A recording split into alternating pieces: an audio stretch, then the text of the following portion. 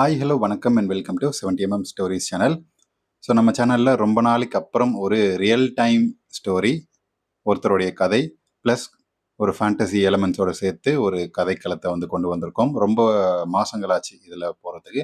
ஆனால் நீங்கள் எதிர்பார்க்கக்கூடிய மசாலா காட்சிகள், ஓப்பனான குனியை வச்சு செய்யக்கூடிய காட்சிகள் எதுவுமே இதில் இருக்காது. ஸோ அது முன்னாடியே சொல்லிடுறேன். உங்களுக்கு அந்த மாதிரியான காட்சிகள் வேணும்னா இன்ஸ்டாவில் போஸ்ட் பண்ணிகிட்ருக்கிறேன். கிட்டத்தட்ட ஒரு 35 கதைகளுக்கு மேலே, எபிசோட்ஸ்க்கு மேலே போஸ்ட் பண்ணியிருக்கேன். சப்ஸ்கிரைப் பண்ணி பார்த்து என்ஜாய் பண்ணுங்கள். லிங்கை டிஸ்கிரிப்ஷனில் கொடுக்குறேன். ஸோ இதில் என்னடா இருக்கும் அப்படின்னு சொல்லி பார்த்தீங்கன்னா, ஒரு தனிநபருடைய அவங்களுக்கும் அவனுக்கும் அவனுடைய மனைவிக்கும் ஏற்படக்கூடிய ஒரு சண்டை. அந்த சண்டையின் மூலமாக ஒரு பிரிவு, அந்த பிரிவில் வருத்தம் தாங்காமல் என்ன பண்ணுறதுன்னு தெரியாமல் ஊருக்கு போய் தன்னுடைய அத்தை கிட்ட தஞ்சம் அடைகிறான். ஸோ அத்தை மகள் ஊரில் இருக்கிறாங்க. அத்தை மகள் ஸ்ரீலீலா, அத்தை வந்து மீனா. 23 வயசு 24 வயசான ஸ்ரீலீலா அத்தை மகள், 48 வயசான மீனா அத்தை. ஸோ இதில் ஊர்லேருந்து கிளம்பி அவங்க வீட்டுக்கு போய் கொஞ்ச நாள் தங்கியிருந்து என்னென்ன நடக்க போகுது அப்படின்றது தான் இந்த கதைக்களம். இது ரியலாக நடந்ததும் அதில் கொஞ்சம் எக்ஸ்ட்ரா ஃபேண்டசியும் வந்து சேர்த்துருக்குறோம். இந்த கதை உங்களுக்கு ரொம்ப பிடிக்கும் அப்படின்னு சொல்லி நினைக்கிறேன். வீடியோக்கு போகிறதுக்கு முன்னாடி நீங்களும் நம்ம சேனல் சப்ஸ்கிரைப் பண்ணலன்னா சப்ஸ்கிரைப் பண்ணிக்கோங்க. அண்ட் அந்த பெல் பட்டனையும் ப்ரெஸ் பண்ணிக்கோங்க. ஸோ நம்ம சேனலில் போஸ்ட் பண்ணக்கூடிய அடுத்தடுத்த எபிசோட்ஸ் எல்லாம் நீங்கள் மிஸ் பண்ணாமல் இருக்கிறோன்னா இப்படியே ஃபாலோ பண்ணி வச்சுக்கோங்க. ஸோ நம்ம இப்போ வீடியோக்குள்ளே போகலாம். ரொம்ப ஹஸ்பண்ட் அண்ட் ஒய்ஃப் 2 பேருக்குள்ள ஒரு காதல் கல்யாணம். ஆக்சுவலாக வந்து ஒரு லவ்வர்ஸாக இருந்து கல்யாணம் பண்ணி ஹஸ்பண்ட் அண்ட் ஒய்ஃபாக மாறி இருக்கக்கூடிய ஒரு தம்பதியர்கள். ஸோ அந்த தம்பதியர்கள் கூட அவங்களுக்குள்ள இடையே வரக்கூடிய மனக்கசப்பு. ஸோ அரேஞ்ச் மேரேஜை விட இப்போல்லாம் லவ் மேரேஜ் பண்ணி கல்யாணம் பண்ணுறவங்களுக்கு தானே அதிகமான பிரச்சனைகள் வருது. ஸோ அப்படிப்பட்ட ஒரு லவ் மேரேஜ் பண்ண கப்பலுக்குள்ள ஒரு சண்டை வருது. என்ன சண்டை அப்படின்றதெல்லாம் வந்து பின்னால் பார்ப்போம். ஸோ நம்ம கதையுடைய ஹீரோ சுரேஷ் அப்படின்னு வச்சுக்கலாம். சுரேஷ் வந்து அறக்க பறக்க சென்னையிலேருந்து கிளம்பி ஊருக்கு போகலாம் அப்படின்னு சொல்லி ஒரு முடிவு எடுக்கிறாரு. திடீர்னு ஒரு முடிவு. ஸோ சென்னையோடைய அழகு அப்படியே வந்து யோசிச்சுட்டே வந்து சென்னைக்கு நான் எப்படி வந்தேன், என்னுடைய வாழ்க்கை எப்படியெல்லாம் மாறிடுச்சு அப்படின்னு சொல்லி அந்த ஒரு எம்டிசி பஸ் சென்னையிலேருந்து, அதாவது தன்னுடைய இடத்துல இருந்து ஊருக்கெல்லாம் கிளம்பக்கூடிய அந்த இடத்துக்கு போகிறதுக்கு அந்த லோக்கல் பஸ்ஸில் ட்ராவல் பண்ணுறாப்புல. ஸோ அந்த லோக்கல் பஸ்ஸில் ட்ராவல் பண்ணும்போது சென்னைக்கு நான் எப்படி வந்தேன், சென்னை எனக்கு என்னெல்லாம் கொடுத்துச்சு, என்னுடைய வாழ்க்கையை எப்படியெல்லாம் மாற்றுச்சு, ஒரு லவ்வும் கொடுத்துச்சு, கல்யாணமும் வந்து கொடுத்துச்சு, ஒரு ஃபேமிலியை உருவாக்குச்சு அப்படின்னு சொல்லி தன்னுடைய வாழ்க்கையில் நடந்த அந்த நிகழ்வுகளை எல்லாத்தையுமே வந்து யோசிச்சுட்டே வந்து பஸ்ஸில் கிளம்பி போயிட்டுருக்கிறாப்புல. ஸோ அந்த பஸ் எங்கே போகுது, அந்த ஊருக்கு எல்லாம் கிளம்பக்கூடிய ஒரு பஸ் ஸ்டாப், ஒரு இடத்துக்கு போகுது. அந்த பேர்லாம் நமக்கு தேவையில்லை. ஸோ ஊருக்கு போகிறதுக்காக லோக்கல் பஸ்ஸில் போயிட்டுருக்காப்புல. ஸோ வேலையெல்லாம் வந்து முடிச்சுட்டு ஒரு கிட்டத்தட்ட ஒரு 2லேருந்து 3 வாரம் ஒர்க் ஃப்ரம் ஹோம் வாங்கிட்டு நம்ம சுரேஷ் ஐடி ஆஃபீஸில் வேலை பார்க்குறாரு. ஒர்க் ஃப்ரம் ஹோம் வாங்கிட்டு எம்டிசி பஸ்ஸில் ட்ராவல் பண்ணிட்டு இருக்கிறாரு. ஸோ தன்னுடைய கல்யாண வாழ்க்கை ஏன் இப்படி ஆயிடுச்சு, ஏன் இவ்வளோ சோகம், ஏன் இவ்வளோ தடுமாற்றம் அப்படின்னு சொல்லி எதுக்குமே விடை தெரியல. எது பேசினாலும் ஏன் சண்டையாகுது, நம்ம லவ் பண்ணும்போது நல்லா தானே நம்ம லைஃப் இருந்துச்சு, ஸோ இந்த பொண்ணையே வந்து கல்யாணம் பண்ணிக்கிட்டா லைஃப் நல்லா இருக்கும், காதலிக்கும் போது நல்லா இருந்துச்சு, ஸோ அதே வந்து கல்யாணத்துக்கு அப்புறமும் வந்து அந்த காதல் இன்னும் அதிகமாகும், வாழ்க்கை இன்னும் இனிமையாகும் அப்படின்னு சொல்லி தானே நம்ம இந்த பொண்ணையே வந்து கல்யாணம் பண்ணோம். எப்படி, என்ன, எங்கே தப்பு பண்ணோம், எதுவுமே ஒன்றும் புரியலையே, ஏன் இவ்வளோ டிவோர்ஸ்க்கு ரேஞ்சுக்கு போயிடுச்சு. ஸோ ஆக்சுவலாக 2 பேருக்கும் உள்ளக்கூடிய அந்த மனக்கசப்பு டிவோர்ஸ் ரேஞ்சுக்கு போய் நிற்கிது. இன்னும் வந்து ஃபைல் பண்ணல அஃபிஷியலாக, ஆனால் டிவோர்ஸ் ரேஞ்சில் போய் அந்த சண்டை நிற்கிது. அந்த ஏன் நம்ம பொண்டாட்டி வந்து எதுக்கு எடுத்தாலும் நம்ம மேலே வந்து கோவப்படுறா, காதலிக்கும் போது இப்படி கிடையாதே, ஏன் இவ்வளோ மோசமாக இருக்கிறா அப்படின்னு சொல்லி யோசிச்சுட்டு இருக்கான். ஸோ நம்ம சுரேஷ்க்கு வயசு கிட்டத்தட்ட 29, அவனுடைய மனைவிக்கு வந்து ஒரு 27. ஸோ 2 வயசு கம்மி வித்தியாசம். ஸோ 2 பேருக்குமே வந்து அந்த தாம்பத்திய உறவில் ரொம்ப அதீத உணர்வு அதிகம். ஸோ 2 பேருமே வந்து படுக்கையறையில் நிறைய பண்ணணும், நல்லா பண்ணணும், விதவிதமாக பண்ணணும் அப்படின்னு சொல்லி ரொம்ப ஆசைப்பட்டு பண்ணிட்டு இருப்பாங்க. வாரத்துக்கு 2 இல்லை 3 தடவையாச்சும் பண்ணிடுவாங்க. இதுதான் அவங்களுடைய வாழ்க்கை. ஸோ காலையில் எழுந்ததுமே வந்து ஒரு வாட்டி பண்ணுவாங்க, எப்பயாவது பண்ணணும் அப்படின்னு சொல்லி பார்த்தா பண்ணணும் அப்படின்னு நினச்சி பண்ணுவாங்க. அதுக்கப்புறம் நைட்டு எப்போல்லாம் டைம் கிடைக்குதோ அப்போல்லாம் வந்து நல்லா பண்ணுவாங்க. 2 பேருமே சேர்ந்து படமெல்லாம் பார்ப்பாங்க. ஸோ அப்படிப்பட்ட ஒரு ஜாலியான லைஃப்குள்ள ஒரு பிரச்சனை வந்துச்சு. ஸோ அது என்னன்றதெல்லாம் வந்து அடுத்தடுத்த எபிசோட்ஸில் பார்ப்போம். ஸோ இப்போதைக்கு ஒரு 2 பேருக்குள்ள ஒரு பிரச்சனை நடக்குது.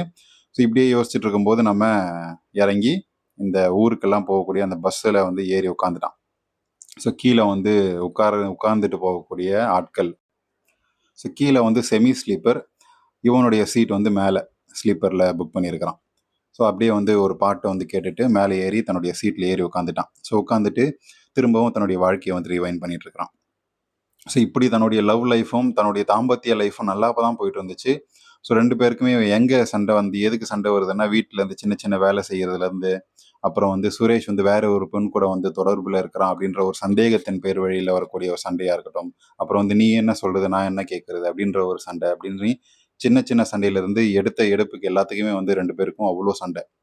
ஸோ 2 பேருமே வந்து தன்னுடைய வீட்டில் சண்டை போட்டுட்டு இவன் தான் வேணும், இவள் தான் வேணும் அப்படின்னு சொல்லி ஆசைப்பட்டு 2 பேருக்குமே அந்த கல்யாணம் நடந்தே தீரணும் அப்படின்னு சொல்லி 2 ஃபேமிலியும் சண்டை போட்டு பகைச்சிக்கிட்டு தான் வந்து கல்யாணமே பண்ணாங்க.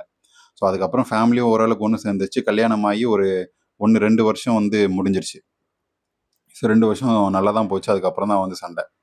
ஸோ இப்படி சண்டையில் மன உளைச்சலில் அவனுடைய ஃபேமிலியில் லைஃப்பில் இப்படி இருக்கிறது, ஆஃபீஸில் ஃபோக்கஸ் பண்ண முடியல நம்ம சுரேஷால. இதனால மன விரக்தியில் அவளுடைய மனைவியும் வந்து அவனை விட்டுட்டு அவனுடைய அம்மா வீட்டுக்கு போயிடுச்சு. தனியாக இருந்து என்ன பண்ணுறது அப்படின்னு சொல்லி நட்பும் வந்து பெருசாக நட்பு வட்டாரமும் நம்ம சுரேஷ்க்கு பெருசாக இல்லை. இதையே நினச்சி ஃபீல் பண்ணிட்டு இருக்கும்போது தான் அவங்க அப்பா அம்மா வந்து சொல்கிறாங்க, யார் சுரேஷோட அப்பா அம்மா சொல்கிறாங்க, நீ ஏன்டா நம்ம அத்தை வீட்டுக்கு போய் கொஞ்ச நாள் தங்கி இருக்கக்கூடாது, அது வந்து ஒரு கிராம வீடு, இயற்கை சூழல் அதிகமாக நல்லா இருக்கக்கூடிய ஒரு இடம், அந்த இடத்துல நீ கொஞ்ச நாள் ஏன் போய் தங்கி இருந்து உன்னுடைய மனசை தேத்திக்க கூடாது அப்படின்னு சொல்லி அப்பா அம்மாவும் வந்து தேத்துறாங்க. இவனும் வந்து இவங்க அப்பா அம்மாவும் நகரத்தை ஒட்டியான ஒரு வாழ்க்கை, சரி சென்னை கிடையாது, சென்னை ஒட்டி பக்கத்தில் இருக்கக்கூடிய வாழ்க்கை தான். ஆனால் அப்பா அம்மா கூட இருக்கிறத விட ஃபேமிலி இல்லாமல் அதாவது கொஞ்சம் கிராமத்து சூழலில் போய் இருந்தால் மனசுக்கு கொஞ்சம் லேசாக இருக்கும், மைண்டுக்கு கொஞ்சம் ரெஃப்ரெஷ்மெண்ட்டாக இருக்கும் அப்படின்னு சொல்லி சொன்னாங்க. ஸோ இவனும் வந்து அங்கே எப்படிப்பா போகிறது, நான் வேணா என் ஃப்ரெண்டு ரூமுக்கு போகிறேன், இல்லைனா வந்து ஒரு ட்ரிப்பு போயிட்டு வரேன் அப்படி இப்படின்னு சொன்னான். இல்லை நீ எல்லாமே அதெல்லாம் பண்ணு, அது பண்ணாலுமே நீ வந்து நம்ம அத்தை வீட்டுக்கு போய் கொஞ்ச நாள் தங்கிட்டு வா, அங்கே இருக்கக்கூடிய வயல்வெளிகள் எல்லாத்திலையுமே வந்து உன்னுடைய வேலைப்பாடு பண்ணு, உனக்கு வந்து கிராம வாழ்க்கை பிடிக்கும்ல, ஸோ இதில் வந்து உன்னால் எந்த அளவுக்கு முடியுதோ அந்த அளவுக்கு இறங்கி வேலை பாரு, வயலில் வேலை பாரு, உன்னுடைய மைண்டு கண்டிப்பாக ஆட்டோமேட்டிக்காக மாறும் அப்படின்னு சொல்லி அப்பாவும் தன்னுடைய மகனுக்கு அறிவுரை சொல்லி அனுப்புகிறாரு. ஸோ இதெல்லாம் வந்து யோசிச்சுக்கிட்டே வந்து ஊருக்குள்ளே போய் இறங்கலாம் அப்படின்னு சொல்லி ஒரு முடிவு எடுக்கிறான். ஸோ அப்பா சொன்ன மாதிரியே வந்து அவன் போகிற அந்த ஊருக்குள்ளே கிராமத்துக்குள்ளே ஹைவேஸில் நுழையும் போது அங்கங்கே வயல்வெளிகள், அங்கங்கே காடுகள், மலைகள், அப்புறம் சின்ன சின்ன ஓடைகள், அருவிகள்னு எல்லாத்தையுமே பார்த்து மனசு அவனுக்கு இதமாகுது. அப்பா சொன்னது உண்மைதான், இதெல்லாம் இந்த சூழலை பார்த்தாலே மனசு இதமாகுது, லேசாகுது. ஸோ அப்படின்னு நினச்சிட்டு இருக்கும்போது அவனுடைய இறங்க வேண்டிய இடம் வருது. ஸோ இறங்கி வந்து போகிறான். அவனை அந்த பஸ் ஸ்டாப்பில் வரவேற்கிறதுக்காகவே ரிசீவ் பண்ணுறதுக்கு அவனுடைய அத்தை பொண்ணு ஸ்ரீ உட்காந்துருக்கிறான். உட்காந்து வெயிட் பண்ணிட்டு இருக்கும்போது இவன் இறங்கி வரான். மாமா அப்படின்னு சொல்லி ஓடி போகிறான். ஸோ நம்ம ஸ்ரீக்கு வந்து இன்னும் காலேஜ் படிக்கிற அந்த மாதிரி பொண்ணெல்லாம் கிடையாது. காலேஜ் முடிச்சுட்டு கல்யாணமும் ஆயிடுச்சு நம்ம ஸ்ரீக்கு. 24 வயசு, கல்யாணம் ஆயிடுச்சு. கல்யாணம் ஆன புதுசுலேயே வந்து தன்னுடைய ஹஸ்பண்ட் வந்து யூஎஸ்க்கு போயிட்டாப்புல. ஸோ யூஎஸ்லேருந்து வரக்கூடிய இன்னொரு பிரச்சனை என்ன, போனால் ரிட்டர்ன் வர்றது ரொம்ப கஷ்டம், வேலை அப்படி இப்படின்னு சொல்லி நிறைய இஷ்யூஸ் இருக்குது. ஸோ அதனால் ஸ்ரீயை வந்து கூட்டிகிட்டு போக முடியல. ஸ்ரீ வந்து கல்யாணம் ஆகிட்டு ஒரு 6 மாதம் 1 வருஷம் கழிச்சு தான் போகக்கூடிய சூழ்நிலை இருக்குது. ஸோ அதனால் தன்னுடைய அம்மா வீட்டிலே வந்து கல்யாணம் முடிச்சுட்டு இருக்கிறா. இப்போ தான் வந்து கல்யாணம் ஆயிடுச்சு. ஒரு 3 மாதத்துக்கு முன்னாடி தான் கல்யாணம் ஆச்சு. புருஷன் வந்து 1 மாதத்துக்கு முன்னாடி தான் வந்து யூஎஸ்க்கு போயிட்டான். ஸோ இதனால் நம்ம ஸ்ரீ ஊர்லேயே வந்து அம்மா கூட இருக்கிறா. ஸோ ஓடி வந்து மாமா அப்படின்னு சொல்லி கட்டி பிடிச்சிட்டு எப்படி இருக்கீங்க அப்படின்னு சொல்லி தன்னுடைய மாமா மேலே இருக்கக்கூடிய பாசத்தை, ஆசையை வந்து கட்டி பிடிச்சிக்கிறான். ஸோ பேக் வந்து வாங்கிட்டு தன்னுடைய 2 வீலரில் வச்சுட்டு போகிறாங்க. ஸோ நீ எதுக்கும் கவலைப்படாத மாமா, நான் இருக்கேன், எல்லாமே சரியாயிடும் அப்படின்னு சொல்லி ஆறுதலாக 4 வார்த்தை பேசுகிறா நம்ம ஸ்ரீ. ஸோ சுரேஷ்க்கு வந்து பெருசாக ஈடுபாடு இல்லைன்னா அவங்க கூட இந்த ஃபேமிலி கூட பெருசாக அந்த மாதிரி டச் இல்லை. ரொம்ப சின்ன வயசில் ஒன்றா வளர்ந்தாங்க, செஞ்சாங்க, எல்லாமே பழகினாங்க. ஸ்ரீ வந்து தங்கச்சி மாதிரி ரொம்ப க்ளோஸாக வந்து பழகினாங்க 10 வருஷம் 15 வருஷம். ஸோ அதுக்கப்புறம் ஒரு கேப் வந்துருச்சு. ஸோ அந்த கேப்பை வந்து இவன் எப்படி ஃபில் பண்ண போகிறான் அப்படின்றதான் வந்து யோசிச்சுட்டு இருந்தே இருந்தான். எப்படி பேசுறது, ரொம்ப நாள் ஆச்சா பேசி பழகி அப்படின்னு சொல்லி யோசிச்சுட்டே இருக்கும்போது எதுவுமே வந்து அந்த கேப்பே இல்லாத மாதிரி, நேற்று வரைக்கும் நல்லா பேசிட்டு இருந்த மாதிரி ஸ்ரீ வந்து கட்டி பிடிச்சி நான் இருக்கேன், கவலைப்படாத அப்படி இப்படின்னு சொல்கிற மாதிரி இருக்கும்போது இவனுக்கு வந்து ரொம்ப ஆச்சரியமாக இருந்துச்சு. ஸோ ரொம்ப வருஷமாக நான் பேசவே இல்லை, ஸ்ரீ வந்து அதே பாசத்தோட, அதே அந்த துள்ளலோட, அந்த பொண்ணு அப்படி எதுவுமே மாறாமல் என் கூட இப்படி பேசுகிறதே அலை அப்படின்னு சொல்லி இவனுக்கு ரொம்ப சந்தோஷம். என்ன ஸ்ரீ, நான் ஆக்சுவலாக ரொம்ப நாளாக வந்து உங்ககிட்ட பேசலை பழகலை, ரொம்ப வருஷத்துக்கு முன்னாடி நம்ம நல்லா இருந்தோம், அதுக்கப்புறம் ஒரு கேப் இருந்துச்சு, நீ எப்படி பேசுவ எப்படி பழகுவ அப்படின்றதே வந்து எனக்கு தயக்கமாக இருந்துச்சு. அதுவே அந்த தயக்கமே வந்து உன் வீட்டுக்கு வர வேணாம், வரலாமா வேணாமா அப்படின்ற ஒரு யோசனையிலே இருந்தேன். ஆனால் நீ வந்து இப்படி நேற்று வரைக்கும் நல்லா பேசிட்டு இருந்த மாதிரி பேசுறியே, எனக்கு ரொம்ப ஆச்சரியமா இருக்கு ஸ்ரீ அப்படின்னு சொல்லி நம்ம சுரேஷ் பேசிட்டு இருக்கான். என்ன மாமா, நம்ம எல்லாமே ஒரே ஃபேமிலி, அது மட்டும் இல்லை நம்ம எவ்வளோ ஃப்ரெண்ட்ஸ் மாதிரி அண்ணன் தங்கச்சி மாதிரி எல்லாத்து மாதிரி நம்ம பழகியிருக்கோம். அது எப்படி அவ்வளோ பேசலை அப்படின்றதே தவிர நம்ம எவ்வளோ நினைவுகள் இருக்கு நமக்குள்ள, அதெல்லாம் மறந்துடுமா, அதெல்லாம் மாறிடுமா, நீ எப்படினாலும் என் மாமா, என் க்ளோஸ் ஃப்ரெண்டு, என் அண்ணன் அப்படின்ற மாதிரி பாசம் பொழியிறா நம்ம ஸ்ரீ.